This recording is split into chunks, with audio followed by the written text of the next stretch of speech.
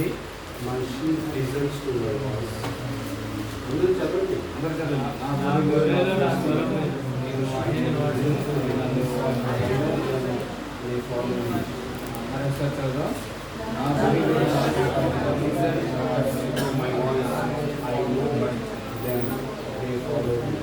దేవుడి చదివిన మాట్లాడాలని అక్కడ జీవించి రాష్ట్రంలో మనందరితో మాట్లాడిన ప్రార్థన చేస్తున్నాం. ప్రేమ కలిగిన మా పనుల జీవితాన్ని పరిశుద్ధమైన దేవ మా చూడంలో కార్యక్రమాన్ని పాల్గొంటుందా చేయి ఆరాధించి నేను కనపరిచి నేను కనపరిచి రైతులు మాకు దయచేస్తుంది కాబట్టి నీకు ఎంతో నాశపోతున్నాయన పాత్రలోను పాత్రలోను ఆరాధన కూడా దాన్ని బట్టి నీకు ఎంతో నేను బట్టి నీ ప్రేమను బట్టి నీకు ఎంతో నాశపోతున్నాయన వాటించడం రైతుగా దయపరిచినైనా మీ యొక్క కళ్ళ సింహాసం నుంచి మాకు కావాల్సిన దయచేసి వారు ఆత్మస్థానంలో చిన్న మాటలు ఇంకా చదివించారు. చూడను దయచేసి మనిషిని ప్రతి ఒక్కరికి దయచేసి మీరు ఏమంటున్నారు నాకు కూడా ఆరక్షణ చేసిన ప్రతి చెప్పాలని వెళ్తున్నాం మాట్లాడి ఒక ప్రశ్న లాస్ట్ టైం వచ్చినప్పుడు ఏ వాక్యం ద్వారా దేవుడు మాట్లాడతారు. నేను వచ్చినప్పుడు అడుగుతారు కంపల్సరీ ఎక్కడికి వెళ్ళినా కంపల్సరీ ప్రశ్న అడుగుతారు. మా సంఘంలో అయితే 3 ప్రశ్నలు అడుగుతాను. కాబట్టి లాస్ట్ టైం వచ్చినప్పుడు ఏ వాక్యం ద్వారా దేవుడు మొత్తం మాట్లాడారు. దేవుడి వాక్యం మీద మనం శ్రద్ధ కలిగి ఉండాలి. అంటే నమ్మకమైన సాక్ష్యం. కానీ మన దేవుడి గురించి ఏ విధంగా మనం సాక్ష్యం పలుకుతామో ఆ విషయాలు మనం మాట్లాడగలుగుతాం. మరి ఈసారి మరి దేవుడు ఈ విధంగా మరి వార్త 27 వచ్చిన ద్వారా మాట్లాడుతూ వచ్చాను. నా గొర్రెలు నా స్వరము ఇందాక కూడా ఒక మాట విన్నాం కదా. ఏం మాట విన్నారు? మాట శ్రద్ధగా వినేయడా కనుక మనం ఆశీర్వదించబడతాం. కనుక ఏవో మాటను మనం శ్రద్ధగా వినాలి. కనుక ఆయన స్వరాన్ని మనం వినేవారిగా ఉండాలి. కనుక ఆ స్వరాన్ని వింటే మనలో ఎన్నో ఆత్మీయంగా మనం ఎదిగేవారిగా ఉంటాం. కనుక దేవుని గురించి అది సాక్షి చెప్తున్నాము. ఆ విధంగా ఆయన యొక్క మాట వినాలి. ఆయన స్వరాన్ని కూడా మనం స్వరాన్ని వింటే మనం ఎంతో ధన్యంగా మనం తీర్చబడతాం. కనుక అటువంటి స్వరాలు వినటం వల్ల దేవుడి స్వరాలు వినటం వల్ల మనకి కొన్ని ప్రయోజనాలు ఉంటాయి. కనుక ఆ విషయాలు కొన్ని మనం చూస్తున్నాం. కీర్తన గ్రంథము 29వ అధ్యాయం. కీర్తన గ్రంథము 29వ అధ్యాయం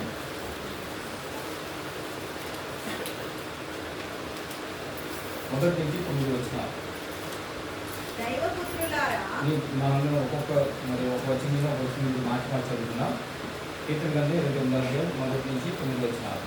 దైవపుత్రులారా యెహోవాకు ఆరోపించుడి, ప్రభావ మహాత్మ్యములను యెహోవాకు ఆరోపించుడి.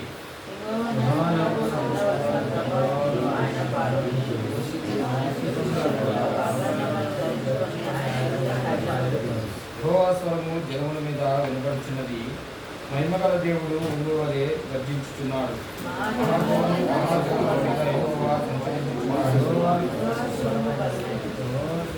యెహోవా స్వరము దేవదార వృక్షములను విచ్చును. యెహోవా లెబానోను దేవదార వృక్షములను ముక్కలుగా విచ్చును.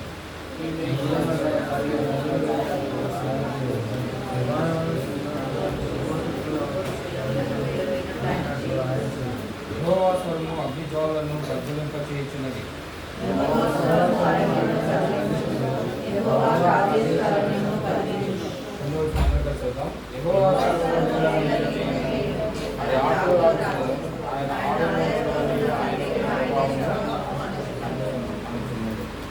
కనుక ఈ మరి దేవుని యొక్క స్వరాన్ని వింటే ఆయన యొక్క ప్రయోజనాలు ఎన్నో ఉంటా ఉన్నాయి. కనుక ఇందులో 9 వచనాల్లో 7 ప్రయోజనాలు మనం చూస్తూ ఉన్నాం. మొట్టమొదటిగా యెహోవా స్వరము జలముల మీద వినబడుచున్నది. రెండవది యెహోవా స్వరము బలమైనది. మూడవది యెహోవా స్వరము ప్రభావం గలది. నాలుగవది యెహోవా స్వరము దేవదారు చున్నను విరిచినది. ఐదవది యెహోవా స్వరము అగ్నిజ్వాలను ప్రజ్వలింపచేయును. ఆరవది యెహోవా స్వరము అరణ్యమును కదిలించును. ఏడవది యెహోవా స్వరము లేళ్లను వినించును. మనకి ఈ యొక్క మరి 7 విషయాలు మరి దేవుని మరి యొక్క స్వరాన్ని వింటే కలిగే ప్రయోజనాలు అన్నమాట. కానీ ఈ ప్రయోజనాల ద్వారా మనం దేవుడిని మరి ఆరాధిస్తాం, ఆయన్ని స్తుతిస్తాం. ఇష్టం కనుక ఆయన స్వరాన్ని మనం వినేవారిగా మనం ఉండాలి. కనుక దైవజనులుగా మరి ఎంతోమంది వాక్య భాగాలను నిర్మిస్తుంటారు. కనుక మనం ఒక పాట పాడదాము. వచ్చిన వారు నాతో పాడండి ఈ యొక్క స్వరం గురించి. క్రీస్తుని స్వరము విందును ప్రభువే పలికినప్పుడు మధుర స్వరమే అది, మెల్లాని స్వరమే అది, మధుర స్వరమే అది, మెల్లాని స్వరమే అది. యెహోవాని స్వరము జలములపై వినబడెను, యెహోవాని స్వరము జలములపై వినబడెను. మహిమా గల దేవుడు ఉరుము వలెగా దించెను, మహిమా గల దేవుడు ఉరుము వలెగా దించెను. క్రీస్తుని స్వరము విందును ప్రభువే పలికినప్పుడు మధుర స్వరమే అది, మెల్లాని స్వరమే అది. బలమైన నీ స్వరము బహు ప్రభావము గలది, బలమైన నీ స్వరము బహు ప్రభావము గలది. దేవదారుల విరచును ప్రజ్వలింపచేయునది,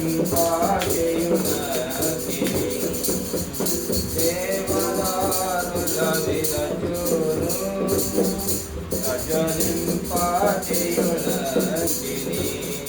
క్రీస్తుని స్వరము విందు ప్రభువే పలికినప్పుడు మధుర స్వరమే అది, మెల్లాని స్వరమే అది. ప్రభువా సెలవిమ్ము నీ దాసుడాలించును, ప్రభువా సెలవిమ్ము నీ దాసుడాలించును. దీనుడనే నీ మాట అంగీకరించెదను, దీనుడనే నీ మాట అంగీకరించెదను. క్రీస్తుని స్వరము విందు ప్రభువే పలికినప్పుడు మధుర స్వరమే అది, మెల్లాని స్వరమే అది, మధుర స్వరమే అది, మెల్లాని స్వరమే అది. కనుక దేవుని స్వరాన్ని వింటే మనకి ఎన్నో ప్రయోజనాలు ఉన్నాయి. కనుక అటువంటి స్వరాన్ని మనం కూడా వినాల్సిన వారుగా ఉంటున్నాం. కనుక మరి మాటలైన మనము దేవుని యొక్క స్వరాన్ని వింటే ఆ యొక్క స్వరాన్ని వినటం వల్ల మనలో ఉండవలసిన లక్షణాలు ఏంటి, మనం ఎటువంటి లక్షణాలు మనం కలిగి ఉంటే దేవుని స్వరాన్ని వినగలం. ఆయన స్వరాన్ని వినడానికి మనలో ఉండవలసిన లక్షణాలు చూద్దాం. మొదటిగా ఆదికాండము 22వ అధ్యాయం, ఆదికాండం 22వ అధ్యాయం 11వ వచనం. యెహోవా దూత పరలోకము నుండి అబ్రహామా అబ్రహామా అని అతని పిలిచెను. అందుకతడు చిత్తము ప్రభువా అనెను. చాలు. పరలోకం నుండి దూత ఏంటంటే యెహోవా దూత పరలోకం నుండి అబ్రహామా అబ్రహామా అని పిలిచినప్పుడు ఆయన ఏమన్నాడు? చిత్తము. ఎవరు చిత్తం అని చెప్తాం? ఎవరు చిత్తం అని చెప్పారు? మనం ఎవరన్నా ఒక స్వరాన్ని, మనం ఏదన్నా ఒక మాటను కానీ దేని స్వరాన్ని కానీ విన్నప్పుడు మనం ఉన్నాము, నేను ఇక్కడ ఉన్నాను అంటాం. కానీ దేవుడు మరి ఆ విధంగా మరి పరలోకం నుంచి అబ్రహామాన్ని పిలిచిన వాడిగా ఉంటున్నాడు. అబ్రహామా పిలిచినప్పుడు దేవుని స్వరాన్ని విన్నాడు. కనుక ఆ స్వరాన్ని వినడానికి మరి ఆయనలో ఉన్న కారణం ఏంటి? మరి ఆయనలో ఉన్న యొక్క లక్షణాలు, ఆ లక్షణం ద్వారా మనం ఏ విధంగా తృప్తిపరచగలం? కనుక చూడండి 9వ వచనం. అలాగు వారిద్దరూ కూడి వెళ్ళి దేవుడు అతనితో చెప్పిన చోటికి వచ్చినప్పుడు అబ్రహాము అక్కడ బలిపీఠమును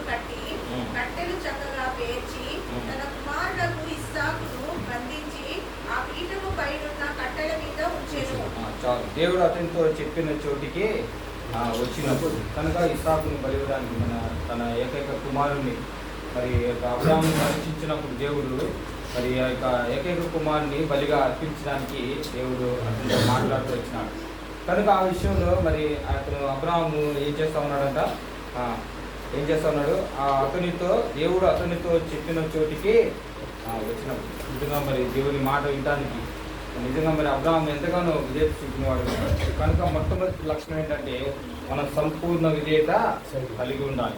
నిజంగా మరి ఆ యొక్క అబ్రాహాము సంపూర్ణ విధేయత కలిగి దేవుని మాటకి లోబడి ఆయన చెప్పిన చోటికి వచ్చాడు. ఎక్కడ పడితే ఆయన అక్కడికి వెళ్ళలేదు. మరి ఏదో పర్వతానికి అక్కడ మరి పర్వతాల్లో దాన్ని చూపిస్తాను అని చెప్పినప్పుడు అబ్రాహాం ఏం చేసినాడు, ఆయన చెప్పిన చోటికి వచ్చాడు. సంపూర్ణ విధేయత అనేది చాలా ప్రాముఖ్యమైనది. తండ్రి రాత్రికాలంలో మనందరితో దేవుడు మాట్లాడుతూ ఉన్నాడు, ఆయన స్వరాన్ని వినిపింపజేస్తున్నాడు. కనుక మనం కూడా ఆయన స్వరాన్ని విని మరి సంపూర్ణ విధేయత కలిగి మనం ఉండాలి. నిజంగా మరి ఆయన యొక్క మాటల్ని మరి ఆయన స్వరాన్ని మనం సంపూర్ణంగా విధేయత చూపినట్లయితే మనం ఆత్మీయంగా ఎంతగానో బలపరచగలం. కనుక అటువంటి స్వరాన్ని మనం వినాలి. కనుక రెండోది చూడండి, ఆదికాండం 46వ అధ్యాయం. ఆదికాండం 46వ అధ్యాయం 2వ వచనం.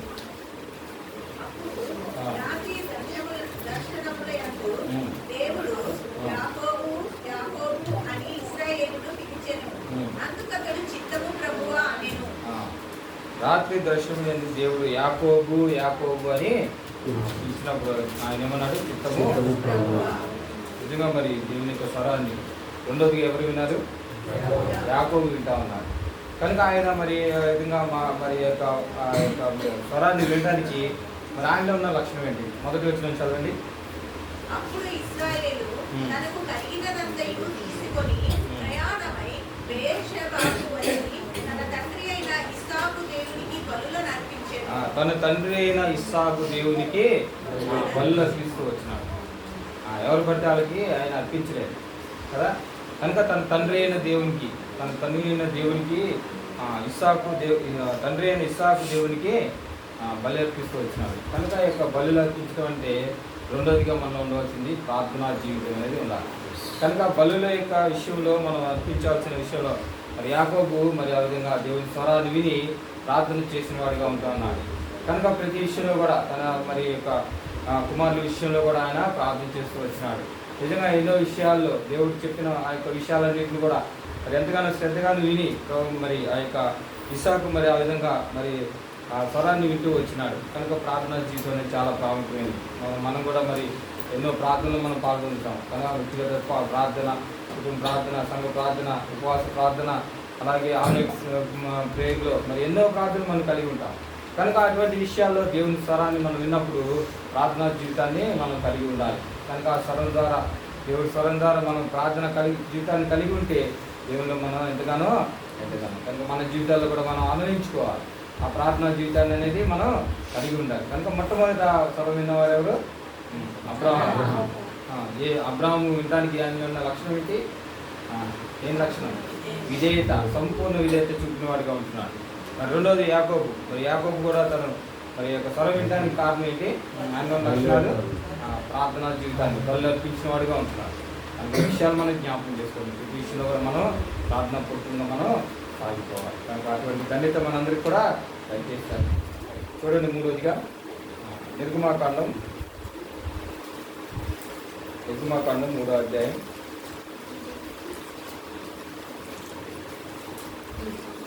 4వ వచనం. దానిని చూచుటకు అతడు ఆ తట్టు వచ్చుట యెహోవా చూచెను. దేవుడు ఆ పొద నడుమ నుండి మోషే మోషే అని అతనికి పిలిచెను. అందుకతడు చిత్తము ప్రభువా అనెను. చాలు. అతడు ఆ తట్టు వచ్చుట యెహోవా చూచెను. దేవుడు ఆ పొద నడుమ నుండి మోషే మోషే అని పిలిచెను. అందుకు అతడు చిత్తం ప్రభువా. ఎవరు ఇక్కడ మూడోదిగా ఎవరు స్వరం విన్నారు? మోషే వింటున్నాడు. ఎక్కడ? పొద దగ్గర. ఆ యొక్క పైన సీనాయి పర్వతం మీద మరి ఆ యొక్క పొదల్లో నుంచి దేవుడు మాట్లాడుతున్నాడు. పొద మరి కాలిపోతుంది కానీ ఏమైంది? అది పొదలోంచి అగ్ని వస్తుంది కానీ అది కాలిపోతుంది. కానీ ఏంటి వింత చూద్దామని ఆయన అక్కడికి చూసినప్పుడు మరి ఇక దేవుడు అతనితో మాట్లాడుతున్నాడు. ఏం చెప్తున్నాడు? అతడు అతడు ఆ తట్టు వచ్చుట యెహోవా చూశాడు. కనుక యెహోవా తట్టు మనం చూడాలి. మూడవదిగా మనం యెహోవా తట్టు మనం చూసిన వారికి ఉండాలి. కనుక యెహోవా తట్టు. అందుకని హెబ్రీయులకు రాసిన పత్రిక 12వ అధ్యాయం 2వ వచనంలో మొదటి వచనం ఏముందంటే శ్వాసలు కట్టి అయినా కొనసాగించే యేసు వైపు మనం చూస్తూ ఉన్నాం. కనుక ఆయన తట్టు, ఆ తట్టు మనము చూస్తున్నారు. చూడండి ఆయన ఉన్న వచనం, మరి 3వ వచనం కూడా చూడండి.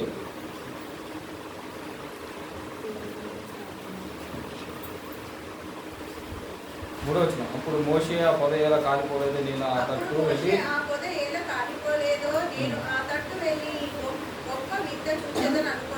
ఆ తట్టు వెళ్ళి. ఇంకా మరి మూడవదిగా మోషే మరి దేవుని స్వరాన్ని విన్నాడు. కనుక మోషే అని దేవుడు ఇచ్చినప్పుడు ఆయన స్వరాన్ని విన్నారు. కనుక ఆ తట్టు, కనుక ఆ దేవుని తట్టు మనము తర్వాత వింటున్నాం. కానీ మనం కూడా మరి ఎవరి వైపు చూస్తున్నాం? మనిషి వైపు చూస్తున్నామా? రాజు వైపు చూస్తున్నామా? ఎవరి వైపు చూస్తున్నామా? లేకపోతే బయలుదేవతల వైపు చూస్తున్నామా? ఎటువైపు చూస్తున్నాం? దేవుడు మాట్లాడుతున్నాడు. నిజంగా మరి మోషే మరి దేవుని స్వరాన్ని వింటూ ఉన్నాడు. నిజంగా దేవుని స్వరాన్ని వినాలంటే మనం ఎంతో ధన్యత చేసుకుంటే కానీ ఆయన స్వరాన్ని. కనుక ప్రతిరోజు కూడా దేవుడు మన వాక్యాల ద్వారా మనతో ఆయన మాట్లాడుతుంటాడు. కనుక మరి మూడోదిగా ఏదైనా దేవుని తట్టు మనము చూసేవారిగా ఉన్నాం. కనుక మొట్టమొదటిగా అబ్రాహాము మరి ఏ విధంగా మరి సంపూర్ణ విధేయత చూపినాడు. మరి యాకోబు తన ప్రార్థనా జీవితం ద్వారా బలిలో చూస్తూ వచ్చినాడు. మూడోదిగా మోషే ఏం చేసినాడు? దేవుని తట్టు చూస్తున్నాడు. దాని స్వరాన్ని వింటే మనం ఎంతగానో ఆశీర్వదిస్తున్నాం. చూడండి 4వదిగా మొదటి సమూయేలు రాసిన మొదటి గ్రంథము 3వ అధ్యాయం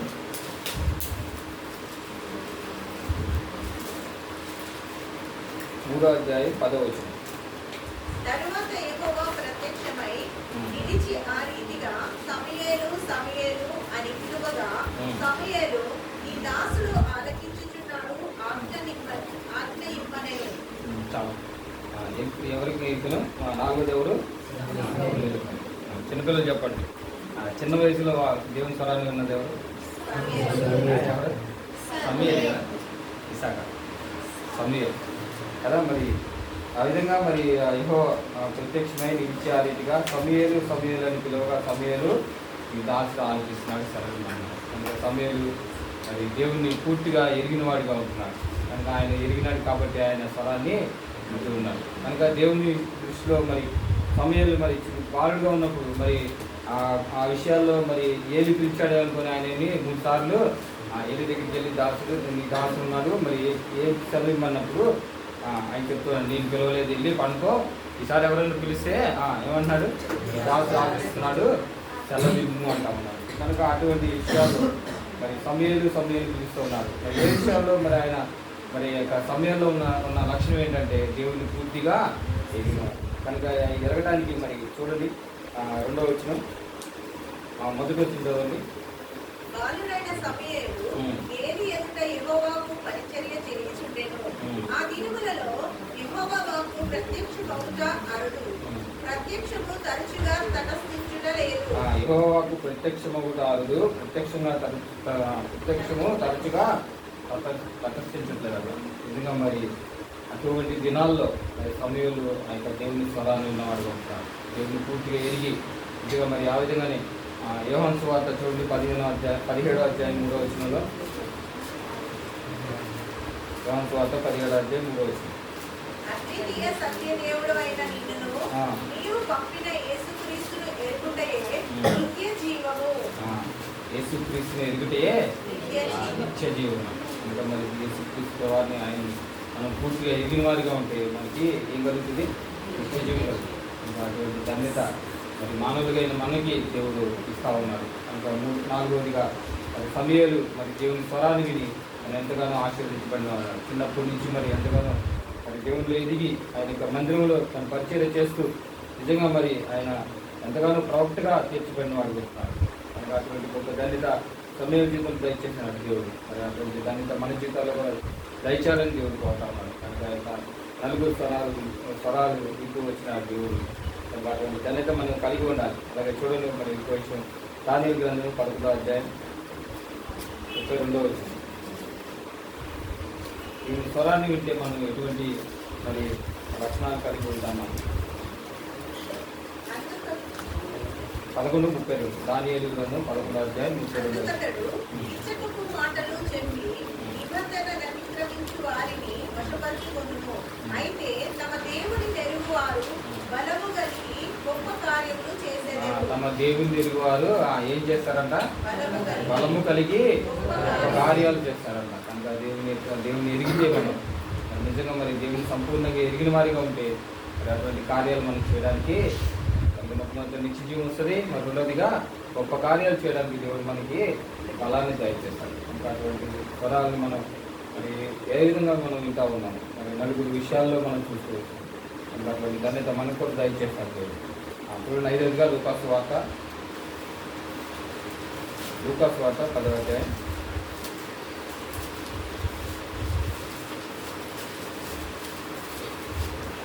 లూకాసు వార్త 10వ అధ్యాయం 41వ వచనం. అటు తరువాత ప్రభువు 70 మంది ఇతరులను నియమించి తాను వెళ్ళబోవు ప్రతి ఊరికి ప్రతి చోటికి తనకంటే ముందు ఇద్దరిద్దరిగా పంపెను.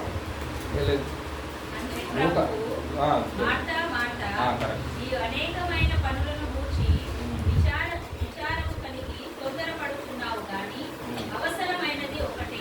చాలు. అందుకు ప్రభు ఏమన్నాడు? మార్తా అనేకమైన పనుల మీద విచారపడుతున్నాను. ఇంకా మనకి ఎన్నో పనులు పెట్టుకున్నాం.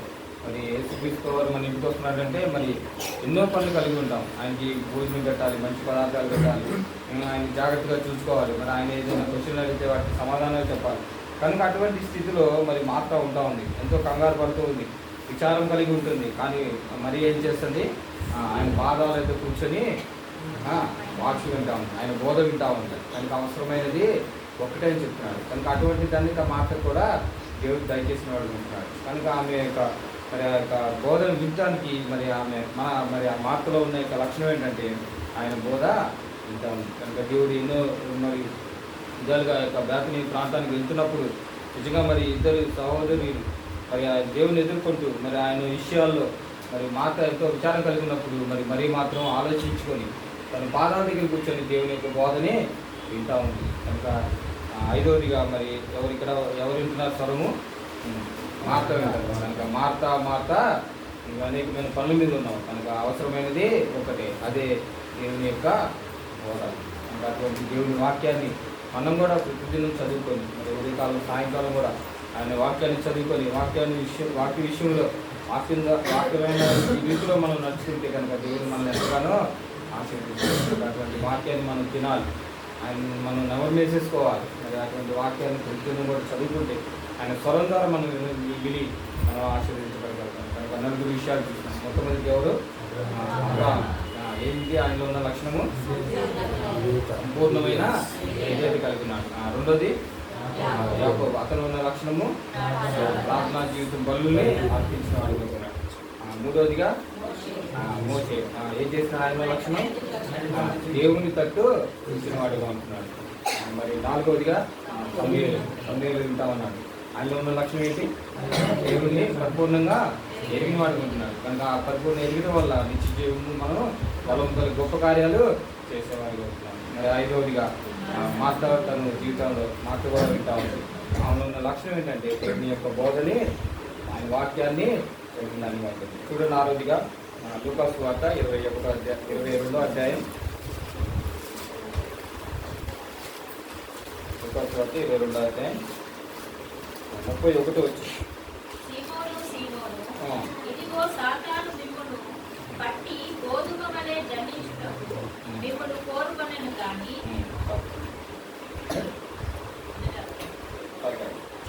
సీమోను ఇదిగో సాతాను మిమ్మల్ని బట్టి గోధుమ వలె దండించుటకు మిమ్మును కోరుకొనెను గాని.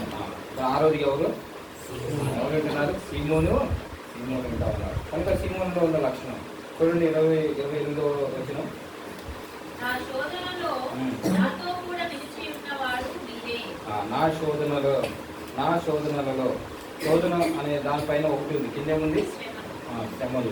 కనుక దేవునితో పాటు మనం కూడా శ్రమల్లో పాల్గొంటే, మనం దేవుని యొక్క స్వరాన్ని విని ఆయన శ్రమల్లో పాల్గొంటే మనం ఎంతగానో ఆశీర్వదిస్తాం. కనుక సీమోను పేతురు మరి ఆ విధంగా మరి సాతాను పట్టి గోధుమలో జల్లిస్తున్నప్పుడు మరి ఆయన స్వరాన్ని విన్నాడు. ఆయన శోధనలో ఆయన శ్రమల్లో కూడా మరి ఆయన పాల్పొందిన వాడుగా ఉంటున్నాడు. కనుక అటువంటి స్వరాన్ని మనం కూడా వినాలి. మనకి ఎన్నో శోధనలు వస్తుంటాయి కనుక చూడండి 119వ కీర్తన 71 వచ్చిన 119వ కీర్తన 71 వచ్చిన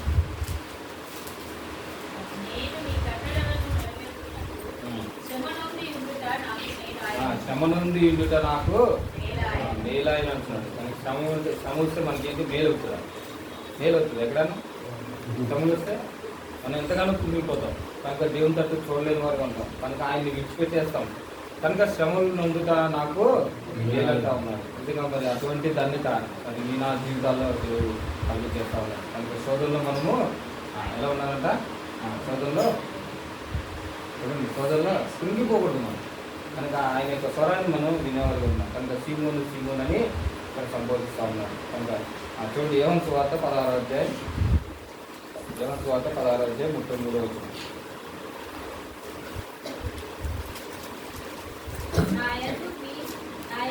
సమాధానం కలుగునట్టు ఈ మాటలు మీతో చెప్పుచున్నాను. లోకంలో మీకు శ్రమ కలుగును, అయినను ధైర్యము తెచ్చుకున్నది, నేను లోకమును జయించి ఉన్నాను. లోకంలో మీకు శ్రమ కలుగును, ధైర్యము. లోకాన్ని దేవుడు ఏం చేస్తాడంట? జయించేస్తాడు. మనకు అటువంటి ధన్యత. నిజంగా మరి లోకాన్ని జయించిన దేవుడిని ఆయన స్వరాన్ని మనం వింటే నిజంగా మరి ఎన్ని శ్రమలు కలిగినా కూడా మనం ధైర్యంగా మనం వాటిని ఎదుర్కొనగలం. కనుక మరి 6 విషయాలు మరి దేవుడు మరి ఆ యొక్క భక్తులతో మాట్లాడుతున్నాడు. నిజంగా మరి 2 విషయాల్లో మాట్లాడిన దేవుడు మీతో నాతో కూడా దేవుడు మాట్లాడుతున్నాడు. రాత్రి దేవుడు మనం దర్శించినాడు. మరి ఆయన యొక్క స్వరాన్ని మనం వినిపింపజేస్తాడు. అటువంటి స్వరాన్ని మనం కూడా వినాలి. కనుక 7వదిగా చివరిగా చూడండి అపోస్తుల కార్యములు 9వ అధ్యాయం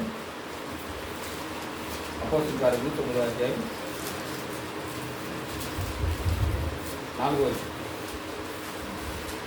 అప్పుడు అతడు నేల మీద పడి, సౌలా సౌలా, నీవేళ నన్ను హింసించుచున్నావని తనతో ఒక స్వరము పలుకుట వినెను. అప్పుడు అతడు నేల మీద పడి సౌలా నీవేళ నన్ను హింసించుచున్నావని.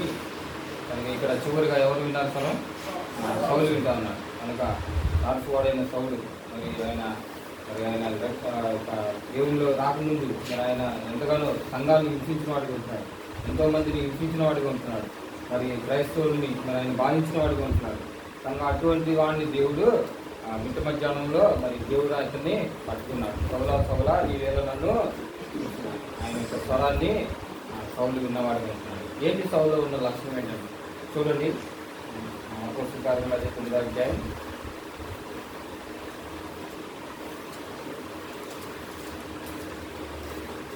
3వ వచనం చదవండి.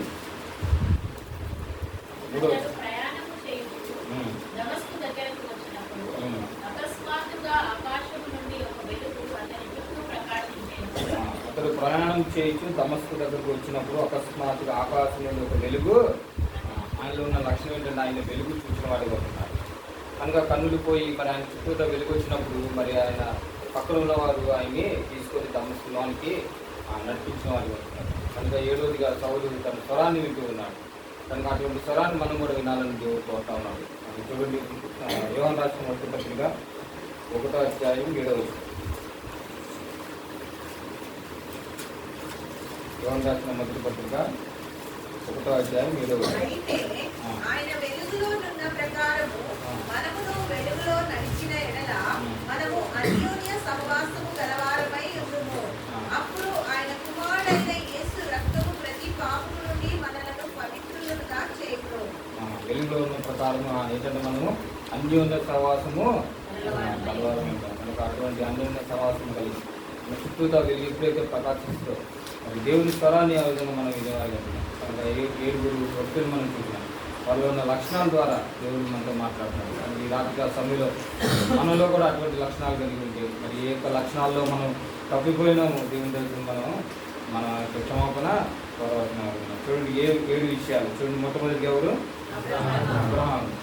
ఏంటి ఆయన ఉన్న లక్షణం ఏంటి? సంపూర్ణమైన విధేయత చూపిన వాడు.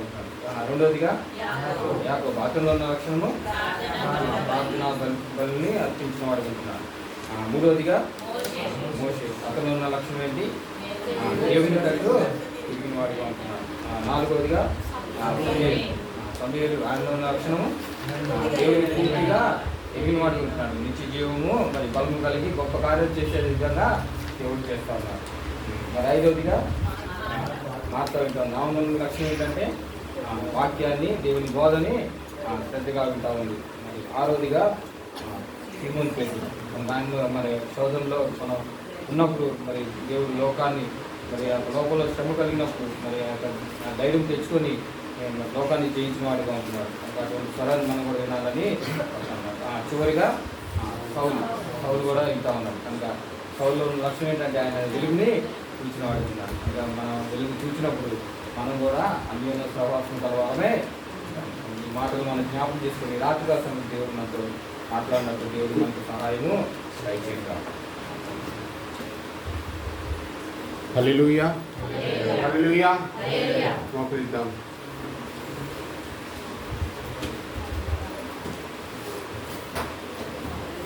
మోకరిద్దాం. సమయము